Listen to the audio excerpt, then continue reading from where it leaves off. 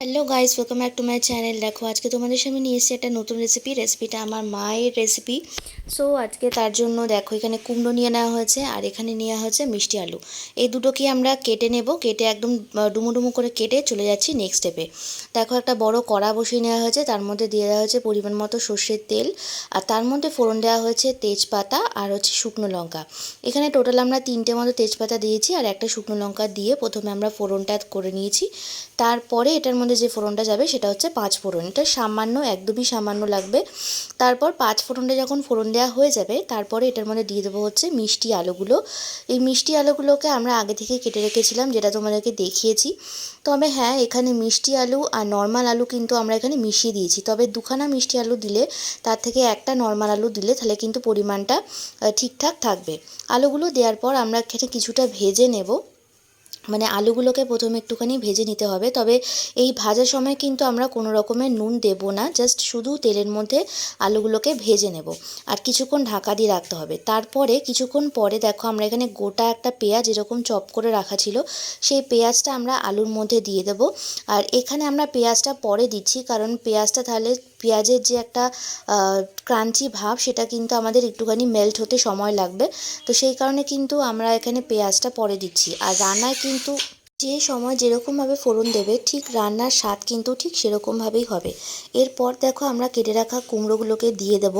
এখানে কুমড়োগুলোকে আমরা এরকম ডুমো ডুমো করেই কেটে রেখেছিলাম।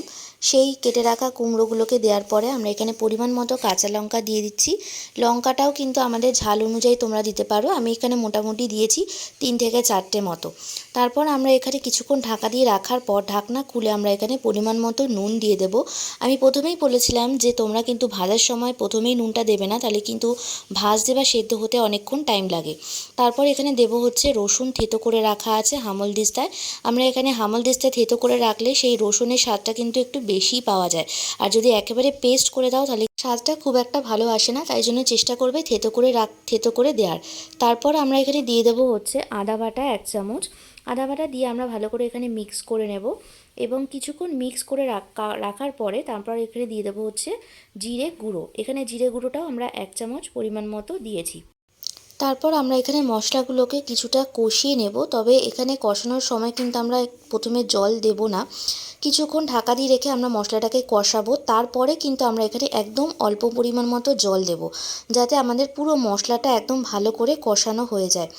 তারপর এখানে দেখো জলটা দেওয়ার পরে সামান্য পরিমাণে জল দিলে আমাদের মশলাটা ভালো করে কষানো হয়ে যাবে। আবারও কিছুক্ষণ ঢাকা দিয়ে রাখবো। এর ফলে কিন্তু এরকম ঢাকা দিয়ে রান্না করলে খুব তাড়াতাড়ি মশলাটা কষানো হয়ে যায়।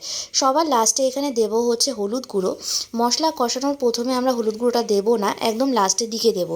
হলুদ গুঁড়ো দেওয়ার পরেও কিন্তু আমাদের কিছুটা মিক্স করে ভালো করে এটাকে কষিয়ে নিতে হবে, যতক্ষণ না এর কাঁচা গন্ধটা একেবারে সম্পূর্ণরূপে চলে যাচ্ছে। তারপর দেখো এখানে আমাদের কথা বলতে বলতে আমার মশলাটা কিন্তু একদম কষানো হয়ে গেছে আর কাঁচা যে গন্ধটা সেটা কিন্তু একদম চলে গেছে। তারপরে আমরা কিছুক্ষণ ঢাকা দিয়ে রাখবো, যাতে আমাদের কুমড়োটাও খুব ভালো মতো সেদ্ধ হয়ে যায় আর আলুটাও যাতে সেদ্ধ হয়ে যায়।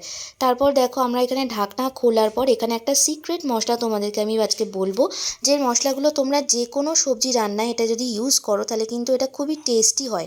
তারপর দেখো এখানে সেই সিক্রেট মশলা, এটা হচ্ছে ভাজা মশলা যেটা আমরা বাড়িতে বানিয়ে রাখি। এই ভাজা মশলার মধ্যে আছে হচ্ছে আমাদের জিরে গুঁড়ো, মানে জিরে, গোটা জিরে প্লাস হচ্ছে গোলমরিচ আর হচ্ছে মৌরি।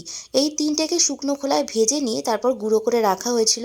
এই সিক্রেট মশলাটা কিন্তু আমরা যে কোনো সবজিতেই যদি তোমরা ইউজ করো তাহলে কিন্তু সেই সবজিটা খেতে খুবই টেস্টি হয় আর খুবই ভালো লাগে খেতে, গন্ধটাও কিন্তু খুব সুন্দর বেরোয়।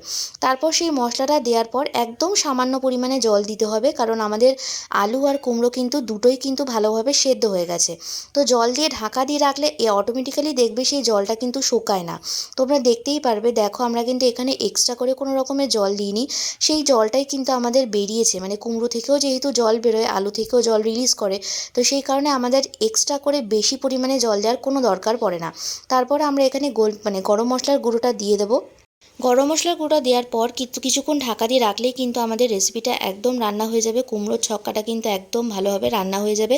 তোমরা চাইলে এই ঝোলটা কিন্তু একেবারে মজিয়েও ফেলতে পারো, আর যদি না চাও তাহলে কিন্তু এরকম ঝোলা ঝোলাও রাখতে পারো। তবে আমরা ঝোলটাকে কিছুটা মজিয়ে নিয়েছিলাম। দেখো এখানে আমাদের পুরোপুরি রেডি হয়ে গেছে। আশা করি রেসিপিটা তোমাদের ভালো লাগবে। যদি ভালো লেগে থাকে তাহলে একটা লাইক করে দিও, আর চ্যানেলে যারা নতুন বন্ধু আছো চ্যানেলটাকে সাবস্ক্রাইব করে চ্যানেলের সাথে থেকো। ভিডিওটা আমি শেষ করছি এখানেই। তোমাদের সাথে আবার পরবর্তী অন্য কোনো ভিডিওতে দেখা হবে। টাটা।